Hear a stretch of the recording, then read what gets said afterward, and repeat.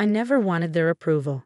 At least that's what I told myself as I stood in my penthouse office, staring at the city lights below. The email that had just popped up on my screen was from my younger sister. Mom and Dad are struggling. They need help with the mortgage. I know you probably can't afford much, but anything would help. I let out a bitter laugh. If only they knew. 10 years ago, at the age of 18, I stood in our cramped living room as my father's face turned red with rage. Art school. You want to waste your life on art school? He waved my acceptance letter like it was poisonous. We didn't raise you to be this foolish, Sarah. My mother sat quietly on the couch, her hands folded in her lap. She always stayed quiet during these moments, letting my father's anger fill the room while she disappeared into herself. I got a scholarship, I said firmly, though my voice trembled. And I saved enough from my part-time jobs to cover the rest. Ridiculous. My father crumpled the letter. You're going to business school like your sister. End of discussion. But for once in my life, it wasn't the end. I stood my ground. No. That single word changed everything. My father's face went from red to purple. Then get out. If you think you're smart enough to make it on your own, go ahead. But don't come crawling back when you fail. I packed my bags that night, hands shaking but resolve firm. My sister Madeline watched from her doorway, eyes wide with a mixture of horror and fascination. You're really leaving? I have to, I whispered, stuffing clothes into my duffel bag. I can't live someone else's life anymore. My mother appeared in my doorway as I was zipping up my bag. For a moment, I thought she might stop me, might finally stand up to my father. Instead, she pressed an envelope into my hand. Your grandmother wanted you to have this when the time was right. I think that's now. Inside was a letter and a key to a small safety deposit box. I didn't open the letter until I was sitting in my cheap motel room that night, trying not to cry. My dearest granddaughter, it began. If you're reading this, you've finally chosen your own path. I always knew you would. The key enclosed belongs to box 247 at First National Bank. Inside, you'll find what you need to start your journey. Remember, true art isn't just about creating beauty. It's about seeing value where others see nothing. Love, Grandma Rose. The next morning, I opened that safety deposit box with trembling fingers. Inside was a collection of what looked like old jewelry, some papers, and another letter. These pieces belonged to my grandmother, the note explained. She was an art collector in the 1920s. Most people think they're costume jewelry, but they're not. Find Marcus Chen at Golden Age Antiques. He'll know their true worth. I almost dropped the box when Marcus finished his evaluation. The costume jewelry was actually a collection of rare Art Deco pieces worth over $400,000. But more valuable than the money was Marcus's offer. I see you understand art's true value. How would you like to learn the business? That was the beginning. Marcus became my mentor, teaching me everything about the art and antique world. I learned how to spot genuine pieces, how to negotiate, how to build relationships with collectors. While my family thought I was probably waiting tables or living on the street, I was building a network that would become the foundation of my empire. Within 2 years, I opened my first gallery. By year 5, I had 3 locations and a reputation for finding hidden gems in the art world. Now, 10 years later, I own the largest private art dealership network in the country, with a personal net worth of over $14 million. My family never knew. They never bothered to check. The only photos they saw of me were carefully curated social media posts showing a modest apartment and simple life. My sister occasionally sent condescending messages about job openings at her company, in case you need real work. I kept the illusion going because it was easier than dealing with their sudden interest in my life.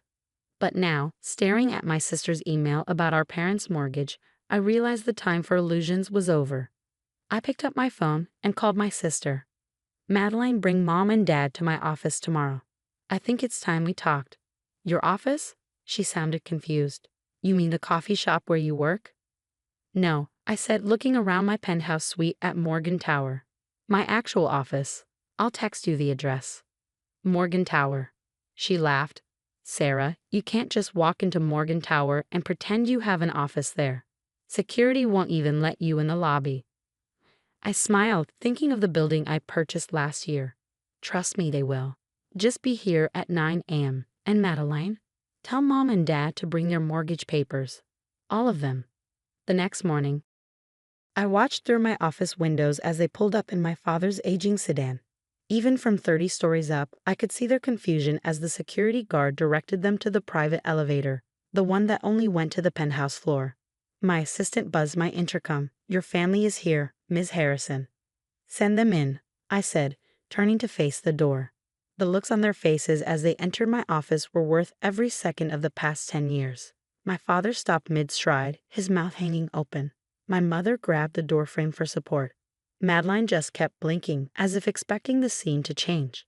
The office itself told the story of my success better than words ever could. Original paintings worth millions adorned the walls.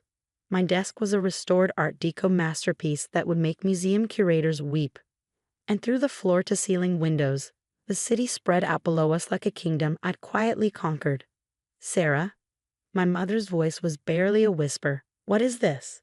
"This," I said calmly, "is my office. Welcome to Harrison Fine Arts and Acquisitions." My father's face was doing that familiar red to purple transition. "Impossible. You're a barista or something. You post about your apartment, your struggle." I walked over to a painting on the wall, a piece I'd discovered at a small estate sale for $500 that was now worth $2.3 million. Actually, I'm the owner and CEO of the largest private art dealership network in the country. Those social media posts, carefully crafted fiction. But Madeline was still struggling to form complete sentences. "The Morgan Tower. This is mine," I finished for her.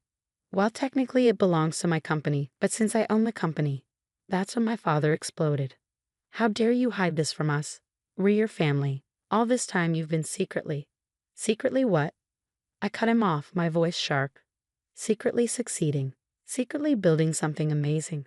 Secretly proving you wrong about everything." I walked to my desk and sat down, letting the full weight of my position sink in. "Now about that mortgage problem." The silence in my office was deafening. My father's face had gone from purple to an alarming shade of crimson as he processed what he was seeing. My mother kept running her fingers along the edge of my desk, as if trying to convince herself it was real. Madeline just stood there, mouth slightly open, staring at the original Monet on my wall. I opened my laptop, pulled up my banking dashboard, and turned the screen toward them. "Since we're being honest now, here's my current balance. All $14,236,542 of it." My mother actually gasped. My father's hand started shaking. Madeline dropped her designer purse, the one she always bragged about at family gatherings. "This is why you're here," I continued, pulling out a folder. "You need help with the mortgage. 3 months behind, if I'm not mistaken. The bank is threatening foreclosure." "How did you?" Madeline started. "I own shares in that bank," I said flatly. "I know everything about our family's finances. I know about Dad's failed investments, Mom's credit card debt, and your underwater real estate ventures, Madeline." My father finally found his voice. "You knew we were struggling and did nothing? Your own family?" I stood up slowly, placing both hands on my desk. "Remember the night you kicked me out? 'Don't come crawling back when you fail.' Those were your exact words, weren't they?" "That was different," he sputtered. "We were trying to protect you from making a huge mistake." "No," I said firmly. "You were trying to control me." "There's a difference." I walked over to the window, looking out at the city I'd conquered while they weren't watching. For 10 years, I built this company from nothing. No help, no support, no encouragement from my family. Just hard work, determination, and the gift Grandma Rose left me. My mother's head snapped up. "Rose? What did she?" "She believed in me." I cut her off. "She saw what none of you could, that I had a vision worth believing in. She gave me the tools to start this journey, but I built this empire myself." I turned back to face them. Every holiday dinner, every family gathering, I listened to your subtle jabs. "Still working at that little art shop, Sarah? When are you going to get a real job, Sarah? You could always come work for my company, Sarah. We need someone to handle the mailroom." Madeline had the grace to blush at that last one. It had been her favorite dig at our last Christmas dinner. "Now you need my help," I continued. "Now suddenly I'm worth acknowledging. Now that you've seen my bank balance, I'm finally good enough to be part of this family."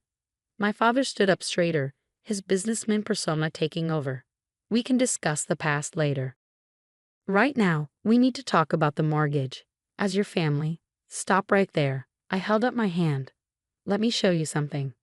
I pressed a button on my desk, and the large screen on the wall came to life. Financial documents appeared: bank statements, property deeds, investment portfolios. This is everything, I said. Every debt, every failed investment, every financial mistake. The total amount needed to clear everything and put this family back on solid ground is exactly $2,400,000. My father's eyes lit up with hope. Madeline started to smile. My mother reached for my hand across the desk. I pulled my hand back.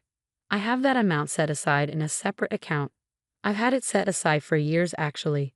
Every time you hit a rough patch, every time you nearly lost the house, I watched and waited. I wanted to see if any of you would ever try to actually fix things yourselves. But you never did. I continued. Instead, you took out more loans. You remortgaged the house.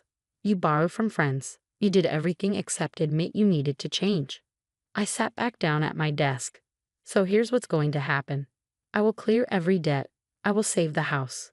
I will even set up a trust fund to ensure this family never faces financial hardship again. They all started to speak at once, but I held up my hand again. But there are conditions, I said firmly.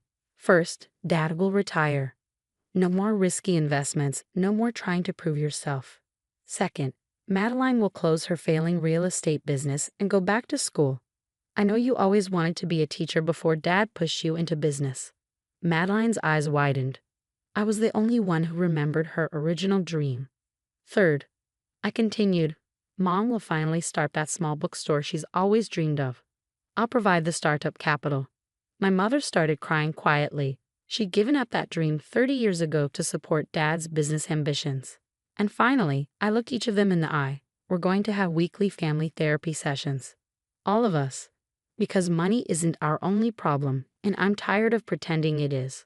My father started to object, but my mother put her hand on his arm. We'll do it, she said softly. All of it.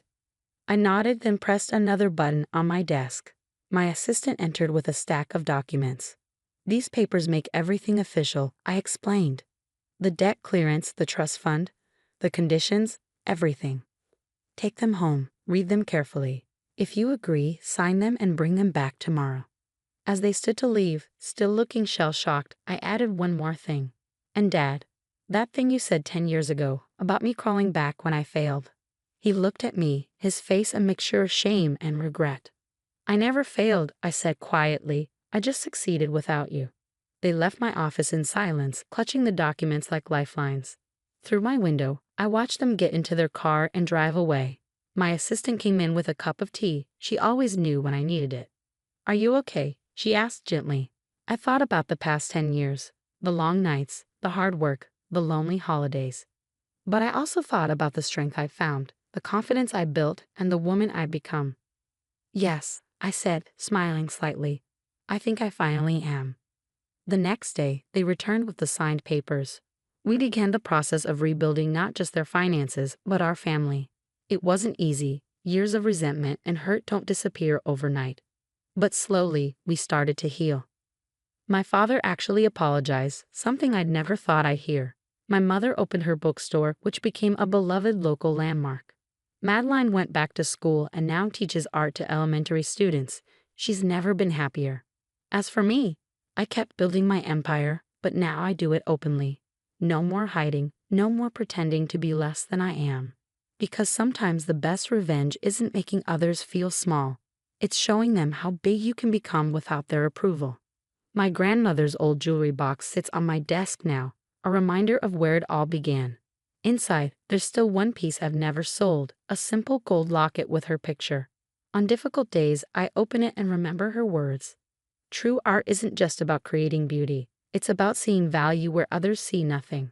She was right, and sometimes the most valuable thing you can find is your own worth. Logan's truck thundered down the icy road, slicing through the biting wind and relentless snowfall. The highway, desolate under the storm's fury, was sparsely populated with only a handful of daring souls braving the tempestuous weather. Occasionally, a solitary car would dart past, quickly swallowed by the swirling snow, its taillights fading into the white abyss. Inside the truck's warm embrace, Logan's eyes flicked to a photograph of Harper, his wife, dangling from the rearview mirror. Her smile, captured in that small frame, warmed his heart. With Christmas just around the corner, his excitement was palpable. After months of crisscrossing the nation, he was on the final leg of his journey home, bearing a special gift for Harper. Logan's hand reached into the glove compartment, retrieving a small, elegantly wrapped box. He stole a quick glance inside. The gold necklace he had chosen for Harper lay nestled among festive decorations, its luster a promise of joy. Smiling, he carefully placed the box back, his heart swelling with anticipation. He pressed the accelerator, urging the truck onward through the thickening snow as it barreled towards the twinkling lights of the city. Upon reaching the truck stop, Logan parked and decided to walk the remaining distance. Strolling through the streets, a sense of nostalgia enveloped him. The town had transformed since his departure. Gone were the autumn days shadowed by gloom. Even under a grey sky, there was a palpable warmth. People bustled about, their faces bright with festive cheer, pausing to admire the mistletoe and holiday decorations adorning shop windows. Logan's steps quickened, eager to return to Harper and begin their Christmas celebrations together. He imagined the moment he would surprise her with a gift, the laughter and love that would fill their home. The thought spurred him on. Each step was a beat in the rhythm of his homecoming. As Logan strolled into the bustling apartment complex, the familiar chorus of neighborhood life enveloped him. He nodded with a warm smile at the neighbors who bustled by, the footsteps echoing against the concrete walls. "Evening, Mr. Thompson," he called out to the elderly man shuffling past. Mr. Thompson looked up, his wrinkled face breaking into a grin. "Evening, Logan. Lovely weather, isn't it?" "Not too bad at all," Logan agreed, his eyes following a young mother struggling with a baby carriage at the foot of the stairs. Without a second thought, he approached her. "Hey, let me help you with that." The mother, a hint of relief in her weary eyes, gave him a grateful nod. "Thank you so much. These stairs are a nightmare with this thing." Together, they carefully maneuvered the carriage up the narrow staircase, the baby gurgling happily, unaware of the effort. As they reached the third floor, she thanked him again. Logan paused outside his door, a mischievous glint in his eyes. Quietly, he pressed the doorbell and sidestepped behind the wall, his heart beating with the thrill of the surprise he had planned for Harper. He imagined her opening the door, her eyes searching, then lighting up as she spotted him. But seconds turned to minutes, and the anticipated laughter and shouts of surprise never came. Instead, silence hung heavy, confusion creasing Logan's brow as he stepped back into view, pressing the bell again. "Harper," he called out, his voice echoing faintly in the empty hallway. "You there?" The unanswered echoes only deepened the knot of worry in his stomach. Logan's playful anticipation dissolved into a cold, growing concern. He reached for the doorknob, his mind racing with possibilities of why Harper hadn't answered. Perplexed, and with a growing frown etching his face, Logan fumbled through his pockets, his fingers finally closing around the cool metal of his keys. The lock clicked open with an eerie finality, amplifying his unease. "Hello? Is anyone home?" he called out, stepping into the dark, unwelcoming hallway, his voice tinged with faint cheerfulness. "I'm home. Surprise, my love." But the apartment answered with nothing but silence. The air was stale, heavy with the scent of disuse. Without bothering to remove his shoes, a habit he had picked up from Harper, Logan moved through the apartment with hesitant steps. The living room was as he remembered, yet unnervingly still. Cushions on the couch untouched, the television screen a blank, dark eye. "Harper," he tried again, his voice now a whisper of hope fading into the shadows. The kitchen, usually the heart of their home, was cold and lifeless, no dirty dishes in the sink, no lingering aromas of their last cooked meal. Even the fridge hummed a lonely tune, its door plastered with grocery lists and reminders now irrelevant. Finally, he pushed open the bedroom door, the last bastion of hope in his search. The bed was neatly made, the sheets smooth and untouched, as if waiting for an occupant that never came. His heart sank. It was the layer of undisturbed dust, thick and settled, that told the true story. It coated every surface, a silent testament to days, maybe even weeks, of Harper's absence. Logan's mind raced with questions, each more unsettling than the last. Where could she have gone without a word? Why hadn't she contacted him? Logan's heart pounded with growing alarm. He hastily retrieved his phone, only to find its screen stubbornly dark, the battery life exhausted.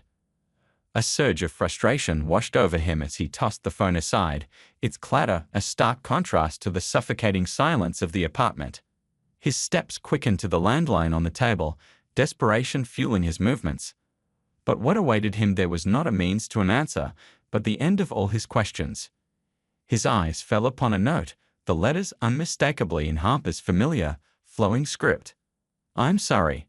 It didn't work out," he read aloud, each word a sharp jab to his heart. "I realized I deserve more. I met someone else and have found happiness. I wish you the same. Goodbye." The word goodbye echoed in his mind, a cruel final whisper. His hands trembled as he crumpled the paper, the ink-smudged words contorting under the pressure of his grip. With a guttural cry of anguish, he hurled it against the wall.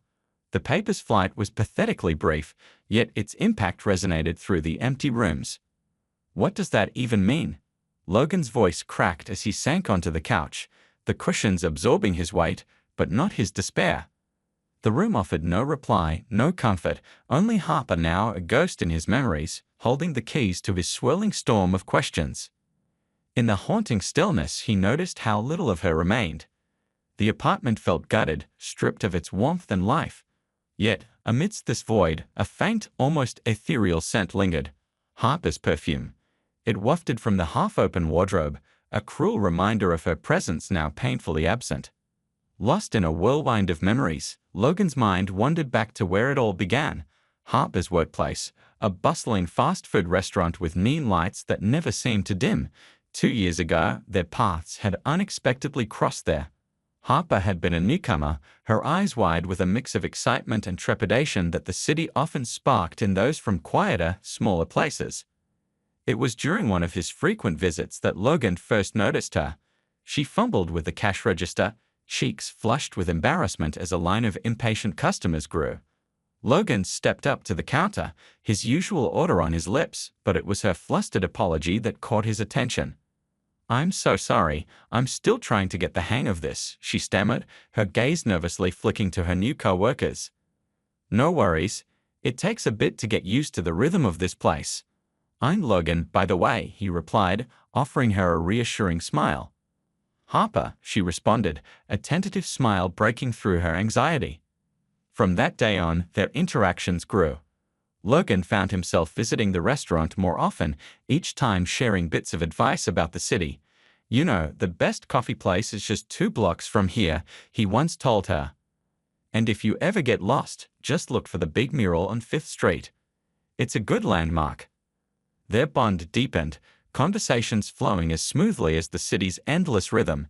They fell in love amidst the clatter of trays and the sizzle of fries, an unlikely romance blooming in the most ordinary of places.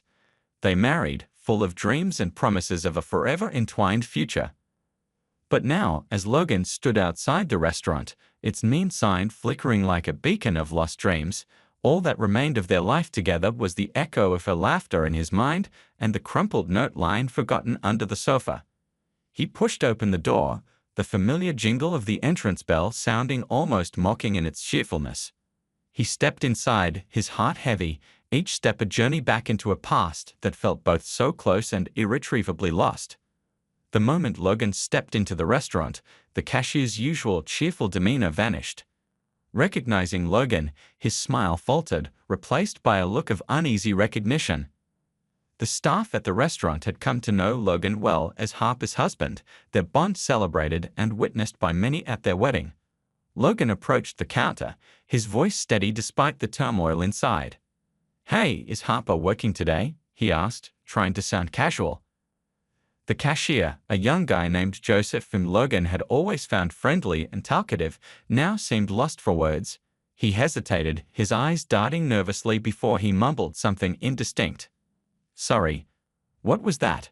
Logan leaned in, trying to catch Joseph's words. Joseph glanced over his shoulder, then hurriedly disappeared into the back. When he returned a minute later, his discomfort was palpable. She, stepped out, Joseph said, avoiding Logan's gaze. Stepped out too. Logan pressed, sensing something amiss. Where? I don't know, Joseph replied, sounding genuinely apologetic. That's all the manager said. Logan's request to speak with the manager seemed to hang heavy in the air, laden with unspoken truths. When Lucy, the manager, approached, her expression was sympathetic, her eyes reflecting a sorrow that immediately set off alarms in Logan's mind. Hey, Logan, Lucy greeted him, her voice unusually soft. What can I do for you? For a moment, Logan was silent, his gaze searching Lucy's face for any clue, any hint of Harper's whereabouts or state of mind. I'm sorry, Logan, Lucy said, her voice low and earnest. She was here earlier, but she left in a hurry. I'm not even sure if she's coming back. As Logan stepped out of the restaurant, the crisp, cold air bit at his skin, a stark contrast to the stifling atmosphere he had just left behind. He wasn't there to plead or to pull Harper back into a life she had chosen to leave. His heart sought answers, a balm for the gaping wound of her sudden departure. His feet moved almost of their own accord, thoughts swirling in a maelstrom of confusion and hurt. Harper's co-workers, he realized, must have sensed the undercurrents of her discontent, yet they remained silent, protective of her privacy even in her absence. The city streets, once a canvas of their shared life, now felt alien and cold. He found himself almost unconsciously drawn towards a place etched with happier memories. It was there, amidst the grandeur of old architecture and the quaint charm of a cozy French restaurant, that they had once celebrated love, basking in the warmth of each other's company. Lost in a sea of reminiscence, Logan's heart jolted as a familiar figure emerged from the restaurant. It was Harper, her graceful movements unmistakable even from a distance. She walked towards a silver Mercedes, where a well-dressed man stood holding the door open for her.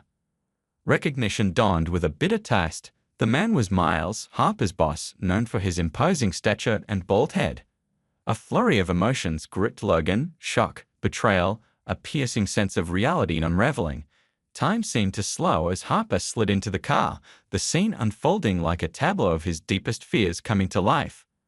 Logan stood there, rooted to the spot, the chill of the air now inconsequential compared to the icy grip of realization in his heart. Miles, a figure shrouded in rumors and whispers, Logan had heard the stories, the dark murmurs of a past tainted with money laundering and possible ties to criminal organizations. It was said that Miles had used his dubious fortune to transition into a life of ostensible legitimacy, opening several high-end restaurants, including the one Harper had just exited.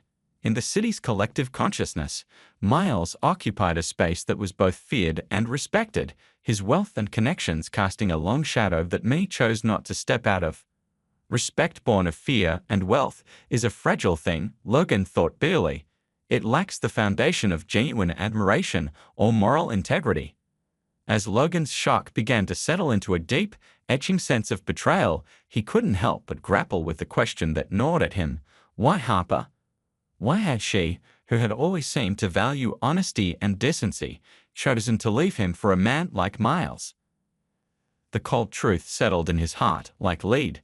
It wasn't just the loss of Harper that tormented him, it was the shattering of his understanding of who she was.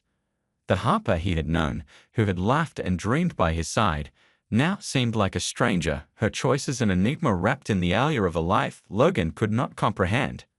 In a burst of desperation, Logan lunged forward, his feet slipping slightly on the slush-covered pavement. His heart pounded in his chest, a futile hope propelling him towards the sleek Mercedes as it merged seamlessly into the flow of traffic.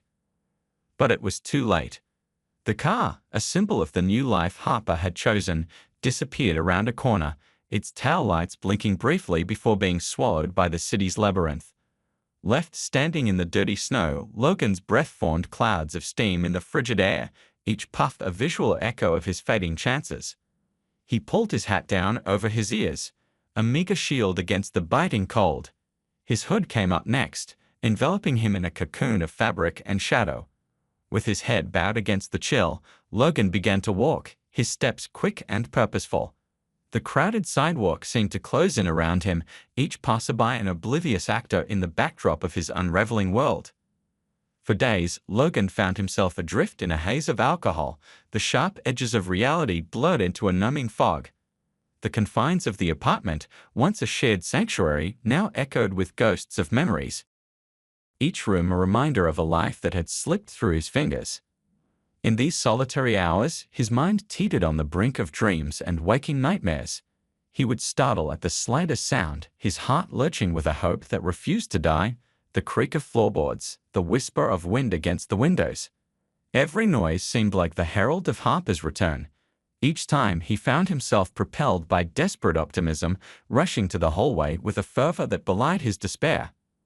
But the doorway remained empty, a silent testament of his abandonment. In these moments, Logan's knees would buckle, and he would sink to the floor, the cold tiles an unforgiving witness to his grief.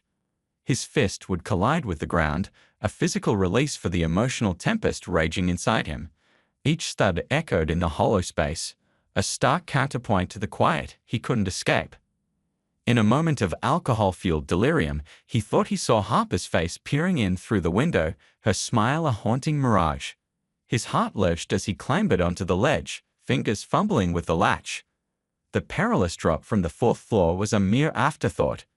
It was only the ghost of a breeze in the empty night that greeted him, the vision of Harper dissolving into the darkness.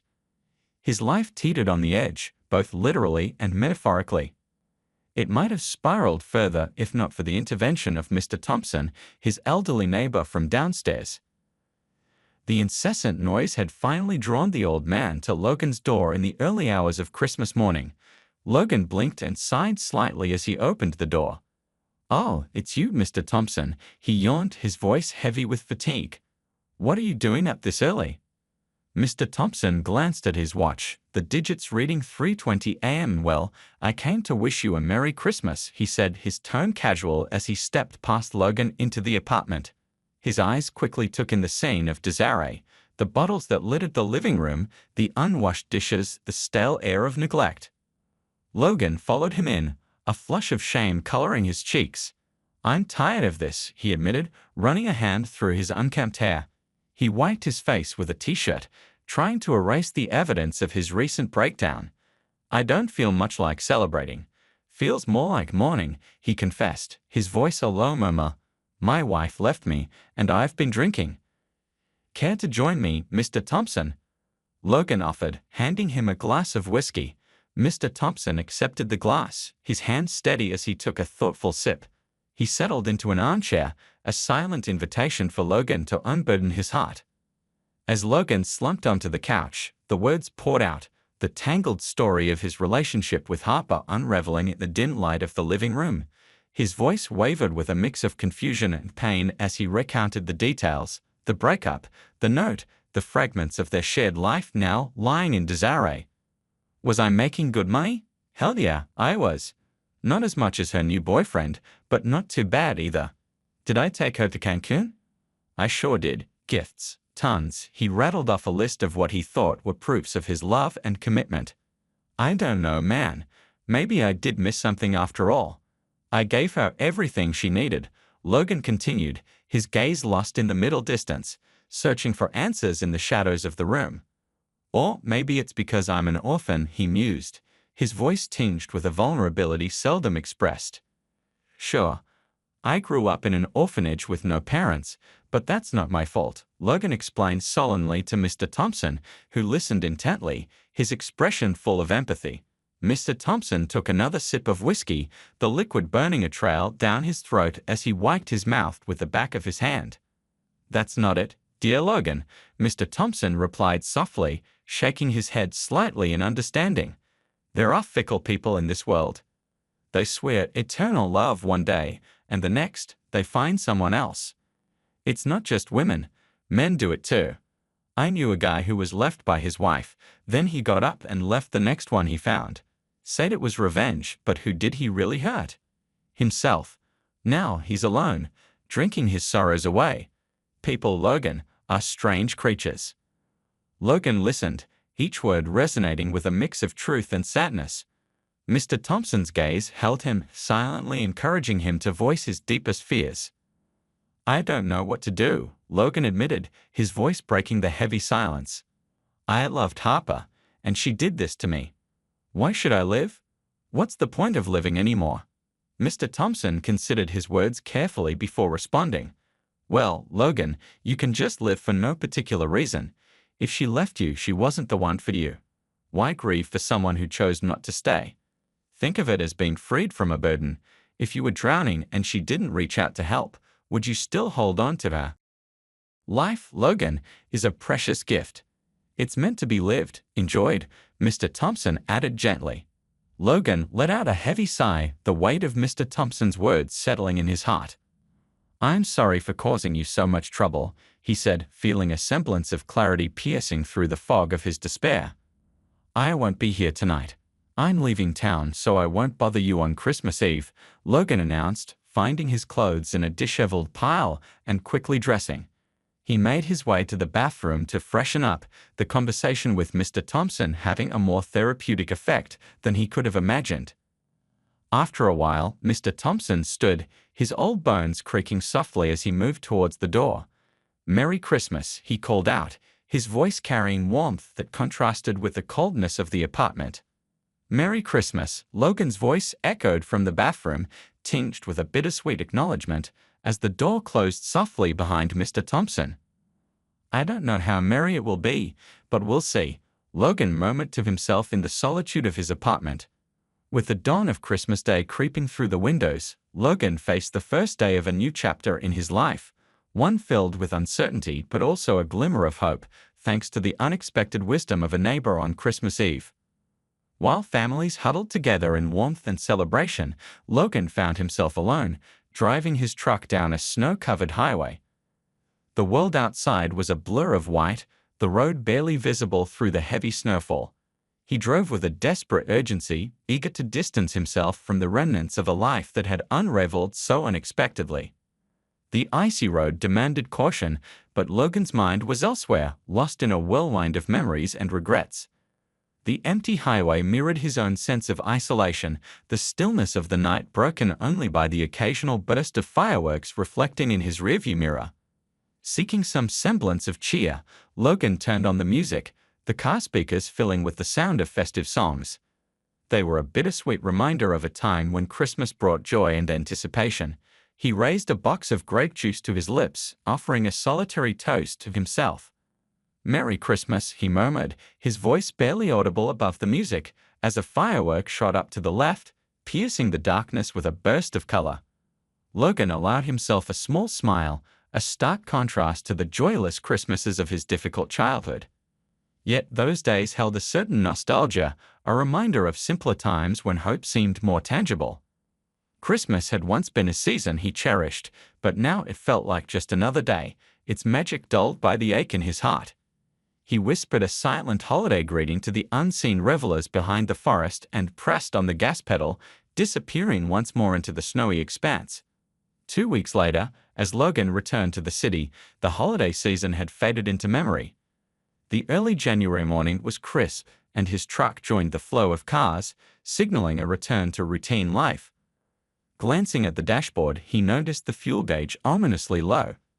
A sign for a nearby gas station appeared just in time, and he turned off the highway, relief washing over him. Pulling up to the gas station, Logan stepped out into the brisk, cold air. He unscrewed the gas cap and headed towards the building, hoping for a moment of warmth. As he reached for the door, it swung open abruptly, and a man in just a shirt burst out, clearly the cashier, his expression one of alarm and haste. Taken aback by the sudden appearance, Logan paused, his initial annoyance giving way to concern. The scene was oddly jarring, a stark contrast to the quietude of his journey. His eyes followed the cashier, curiosity mingling with growing concern. The cashier's urgent plea jolted Logan from his initial annoyance, his sarcasm fading as he followed the man inside. The sight that greeted him was startling. A young woman lay on the floor, her face contorted in pain as she clutched her stomach. Logan's eyes widened in alarm. "What the heck, is she having a baby?" he blurted out, instinctively taking a step closer. "Why haven't you called an ambulance?" he demanded, his voice tinged with concern and confusion. I did, they're on their way, but there's been an accident on the highway. That could be delayed, the cashier explained, his voice laced with panic. Can you take her to the hospital? Your truck might make it through. Without hesitation, Logan nodded, his own troubles momentarily forgotten in the face of this urgent crisis. I'll take her, but I need at least 30 gallons of diesel, he said, urgency clear in his tone. Hurry up. As the cashier rushed to refuel the truck, Logan gently lifted the woman, his arms steady despite the chaos of the moment. Carefully, he placed her in the passenger seat of his truck, ensuring she was as comfortable as possible, given the circumstances. Once the truck was ready, Logan quickly climbed into the driver's seat, his mind focused on the task at hand. To his surprise, the woman, amidst her pain, turned to him and exclaimed, "Everett, you're alive." Logan's brow furrowed in confusion, realizing she was likely delirious from the pain. "No, Mom, I'm not Everett. Just hang on, we're going to the hospital," he reassured her, trying to sound calm despite the adrenaline surging through him. He started the truck, the engine roaring to life as he navigated onto the road. His hands gripped the steering wheel tightly, his gaze fixed on the snow-covered path ahead. Each second felt critical, the urgency of the situation lending him a clarity and purpose he hadn't felt in weeks. Logan's truck cut through the city streets, its journey ending at the hospital's emergency entrance. Despite the urgency, he ensured the woman was safely in the hands of the medical staff before leaving, her pained expression and mistaken recognition of him etched in his mind. As he drove back through the quiet city streets, Logan found himself haunted by the woman's gaze, the intensity of her recognition even amidst her agony unsettling him. It made him question the vast, unknown connections between people, the myriad of lives intersecting in ways beyond comprehension. Restless and unable to find solace in sleep, Logan rose at midnight and sought the company of Mr. Thompson, the old man often awake at late hours since his wife's passing. Welcomed with a warm cup of coffee in the dimly lit room filled with memories and the gentle ticking of an old clock, Logan recounted his unexpected role in helping the pregnant stranger. "You should definitely go see her," Mr. Thompson advised, his aged eyes reflecting a lifetime of wisdom. "You never know, it might be important." The suggestion lingered in Logan's mind as they played a quiet game of chess, the pieces moving across the board in thoughtful silence. Later, as Logan lay in bed, the day's events replayed in his mind like a puzzle with missing pieces. The next morning, drawn by a mixture of curiosity and a sense of unfinished business, Logan found himself back at the hospital. As he entered, a nurse spotted him, her face breaking into a wide smile. She gestured towards him with evident excitement. "Why didn't you tell us you were the father?" she asked, her tone a mix of confusion and mild reproach. Logan's own confusion mirrored hers, but for entirely different reasons. He tried to clarify, his voice a mix of wariness and bewilderment. "I think there's been a mistake," Logan began, but the nurse, still chuckling, interrupted him. "Your wife said her husband brought her here," she said, flipping through some papers. "You're her husband, aren't you?" Her playful gaze was met with Logan's exhausted shrug. He was too drained to correct her misconception. "Can I see her?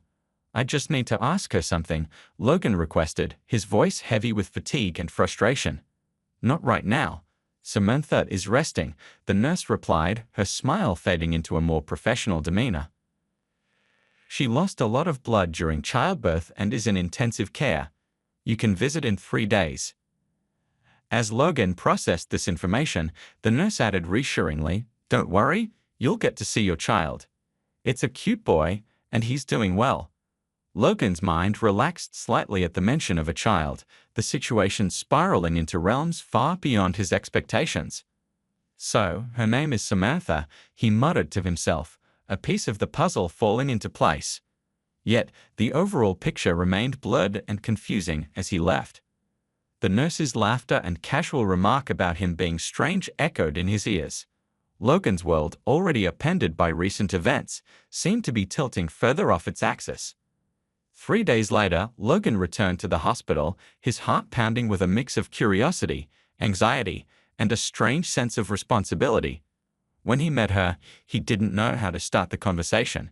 Samantha sat there with her eyes wide open in surprise and couldn't say anything. After a moment of silence, Samantha suddenly exclaimed, "Oh, Everett," and hugged him tightly. Logan gently patted her on the back and helped her sit down in a chair, then sat beside her. Samantha's sobs subsided into quiet sniffles as Logan listened intently, his own troubles momentarily forgotten. He handed her a glass of water, his movements deliberate and kind. "I'm sorry, but I don't know who Everett is. My name is Logan," he said gently, hoping to gently break her illusion. He reached into his pocket, pulling out his driver's license to offer tangible proof. "We met 4 days ago. I was the one who brought you here." He extended the license towards Samantha. Upon seeing it, Samantha's face crumbled, tears welling up and spilling over. She trembled, the reality crashing down on her. "But I had so hoped Everett was still alive," she sobbed, her voice cracking with each word. She leaned into Logan, seeking comfort in a stranger's kindness. "You look so much like him." "I thought maybe it was a Christmas miracle," she whispered, her voice trailing off into despair. Once Samantha's tears had subsided into quiet sniffles, Logan handed her a glass of water, his movements slow and considerate. "If you feel up to it, would you tell me what happened to Everett?" he asked gently, his curiosity tinged with empathy. Samantha nodded, taking a tentative sip of water before beginning her story. "Everett, my husband. He looked a lot like you," she started, her voice still unsteady. "He passed away 3 months ago. He was an entrepreneur passionate about his car service business." She paused, gathering her thoughts. "Everything changed when Brooks, an old army friend of Everett's, came back into our lives." Samantha's fingers nervously twisted the edge of the hospital blanket as she recounted the painful memories. Brooks had a rough past, spent time in prison for a fatal fight. He struggled to find work after getting out. Everett wanted to help him, so he offered Brooks a job as a mechanic. But Brooks wasn't satisfied with that. He wanted more, to be a manager. Everett couldn't trust him with that responsibility, her voice wavered, laden with unshed tears. Brooks resented Everett for it. The tension between them grew day by day. Brooks maintained a veneer of amiability, his true emotions skillfully hidden behind a facade of friendship. The facade cracked when he extended an invitation to Everett for a weekend fishing trip, Samantha remembered, feeling uneasy about it. "I didn't like the idea," she confided, her voice laced with regret, but Everett was ever the optimist. He trusted Brooks and believed he meant no harm.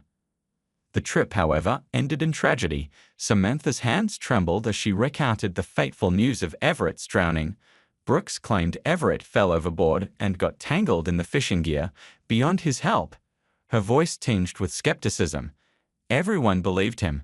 After all, who would be out on the river in the early hours of an October morning to witness otherwise?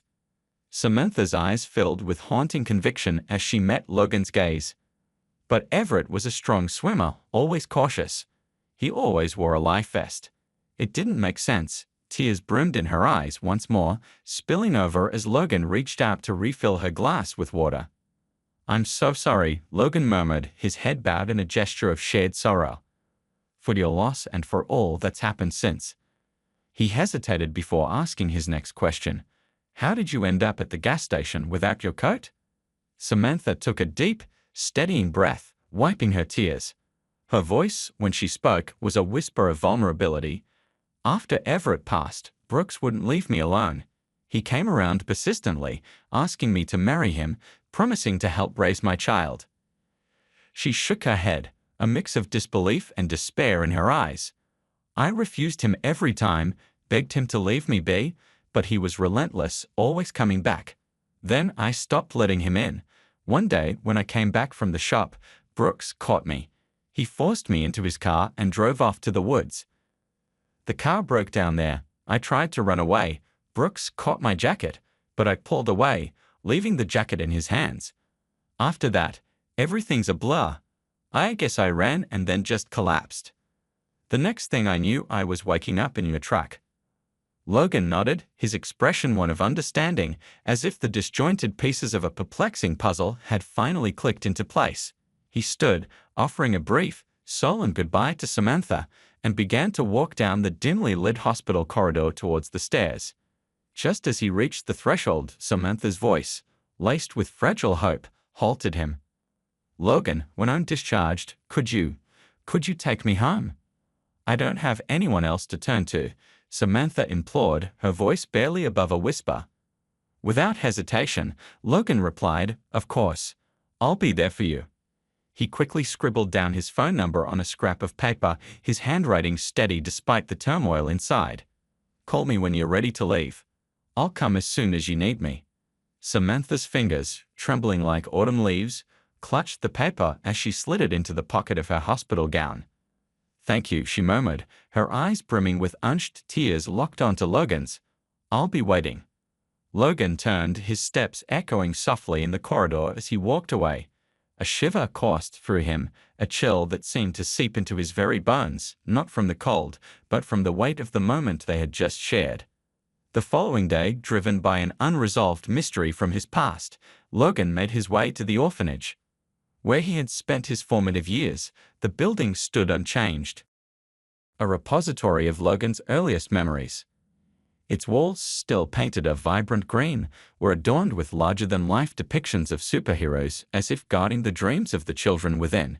The hallways echoed with the familiar cacophony of youthful energy, yet the faces of the children bore a melancholic resemblance to Logan's own childhood, eyes flickering with a fragile, almost imperceptible hope.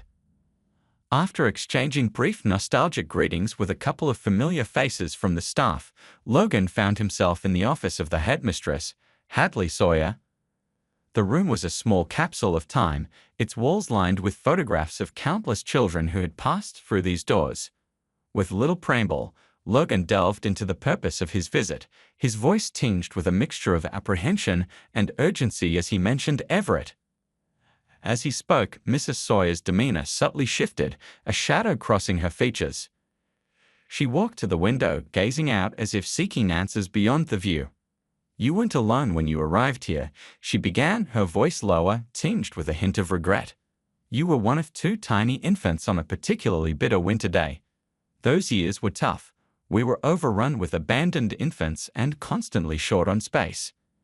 In the end, we made a difficult decision to keep you here and to give your brother to a childless couple seeking a child." Her reflection in the window wavered as she recounted the past. "I remember when they took your brother away.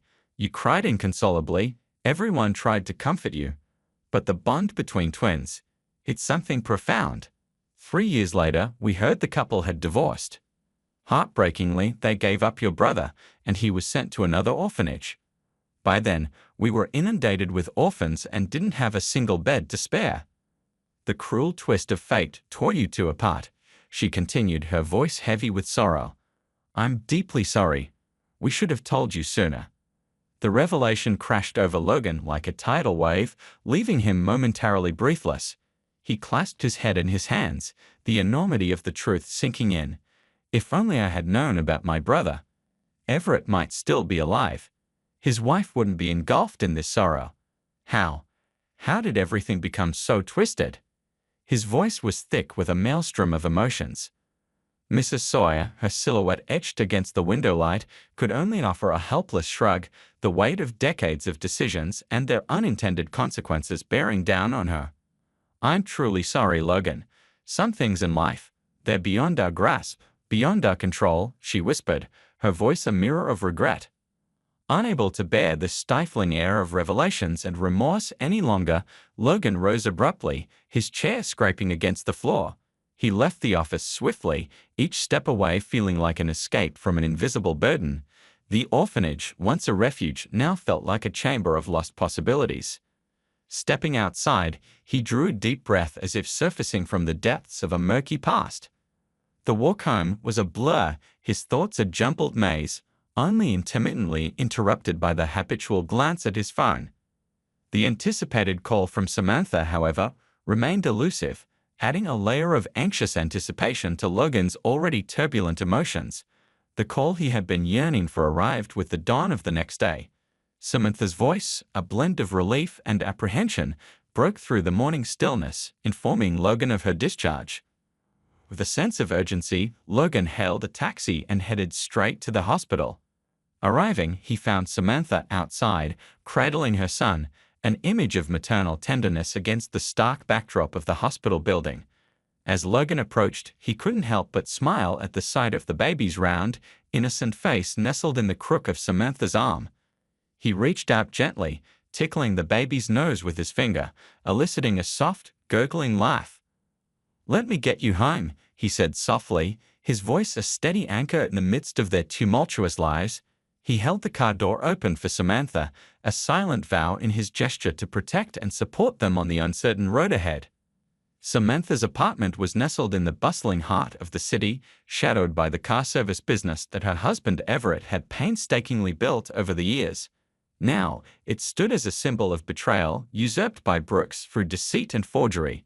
As they drove past, Samantha's gaze lingered sorrowfully on the familiar building before she shut her eyes in silent despair. Noticing her distress, Logan offered a comforting touch, his hand lightly resting on hers. Upon reaching the apartment complex, Logan paid the taxi fare, and they made their way inside. As they approached, Samantha's grip tightened on her son, her whisper barely audible. "It's him," she said, nodding towards a figure in the distance. Logan shielded his eyes from the glaring sun, discerning Brooks's tall, imposing figure. He exuded an ominous presence, his long black coat and dark glasses rendering him almost spectral. Brooks caught sight of Samantha and waved with chilling casualness in his gesture. Logan swiftly turned away, concealing his face to avoid recognition. Sensing the urgency, Samantha clutched Logan's hand tightly and hastened them towards the building. Their steps quickened into a near run. Once inside her apartment, Samantha locked the door with a trembling hand, and Logan found himself in a hallway eerily reminiscent of his own. He sank into the sofa in the living room, his eyes wandering across the modest space until they landed on a photograph on the chest of drawers, marked with a black ribbon. A sharp intake of breath escaped him as he saw the face in the picture. It was his twin brother Everett. The resemblance was uncanny. The same styled black hair, the same deep brown eyes, the same slight curve of the lips. For a fleeting moment, Logan felt as if he was staring into a mirror, seeing his own reflection. The reality of the situation struck him with overwhelming force. It was no wonder Samantha had mistaken him for Everett. They were identical in every conceivable way. If Logan hadn't been privy to the truth beforehand, he might have doubted his own sanity at the sight of this mirror image of himself. The sudden knock at the door sliced through the tense silence of the apartment. Samantha, her movements cautious, peered through the peephole. Her body recoiled instinctively, a silent gasp escaping her lips. Logan, sensing the urgency, approached her. "It's Brooks," she whispered, her voice tinged with fear. "He's relentless. What do we do now?" Logan instructed her to take her son to his room for safety. Meanwhile, he discreetly retrieved his phone, activating the voice recorder with a deft touch.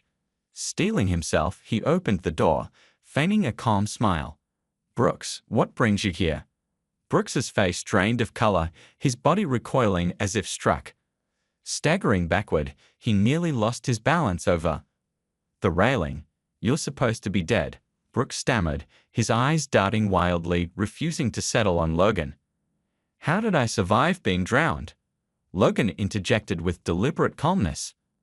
I threw you off the boat," Brooks confessed, his voice breaking, his posture deflating like a punctured balloon. "You were supposed to be dead," he choked out, his words laced with disbelief and panic. In a swift motion fueled by a surge of righteous anger, Logan grabbed Brooks by the collar, pulling him close. His other hand delivered a powerful hook across Brooks's face. "I came back for you," Logan hissed into his ear, his voice a menacing whisper. "Did you really think I wouldn't find out about your schemes?" Pushing Brooks against the railing, Logan watched as fear and realization dawned in Brooks's eyes, his body trembling uncontrollably. Brooks crumpled to the floor, a pitiable figure weeping and broken. "There, you've confessed everything," Logan stated coldly, his gaze unwavering. "Wouldn't it have been easier to come clean from the start? Feel any relief now?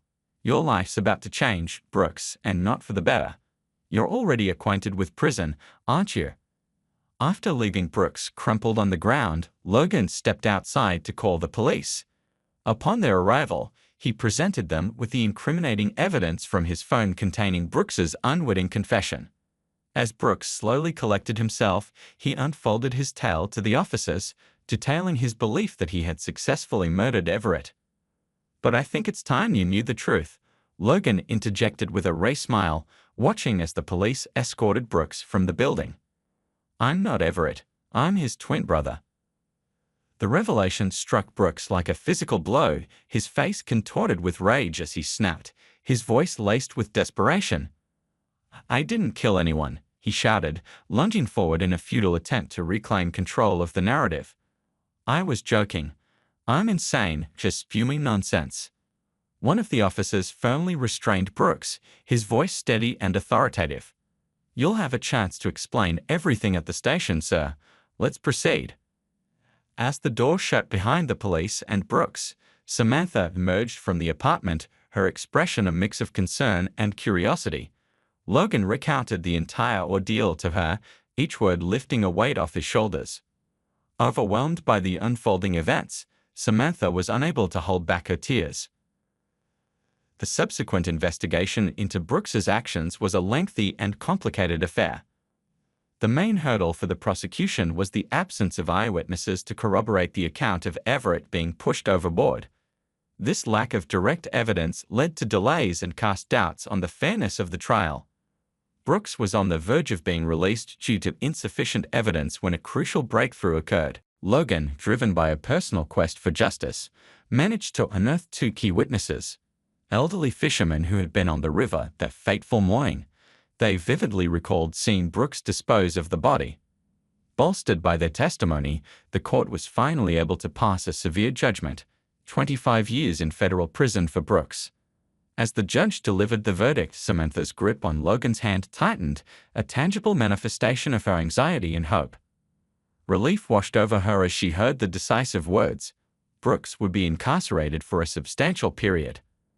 The long shadow he had cast over her life was finally receding.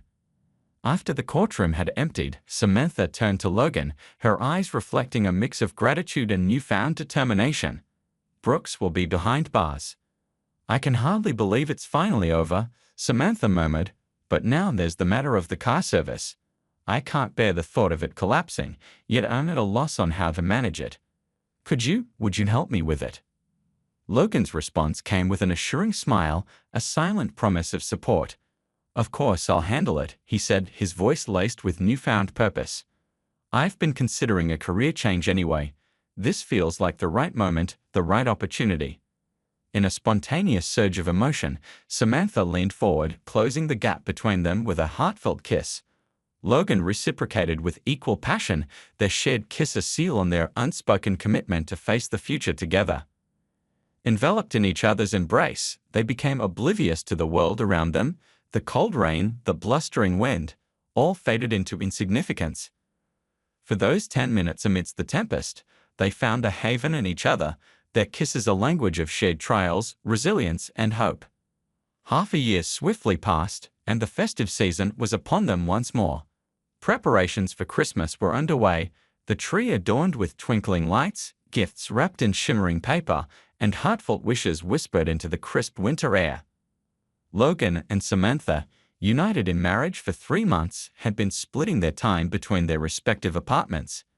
Yet, this Christmas, they yearned for something different, something special. They decided to celebrate the holiday at the home of their old neighbor, Mr. Thompson. Arriving on Christmas evening, they were greeted by the unmistakable warmth of a home steeped in festive cheer. Mr. Thompson's eyes sparkled with childlike delight as he watched Samantha's young son, Charlie, playfully entangling himself in strands of tinsel.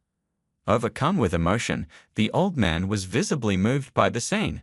Noticing this, Logan tactfully engaged him in opening a bottle of wine, offering a gentle distraction.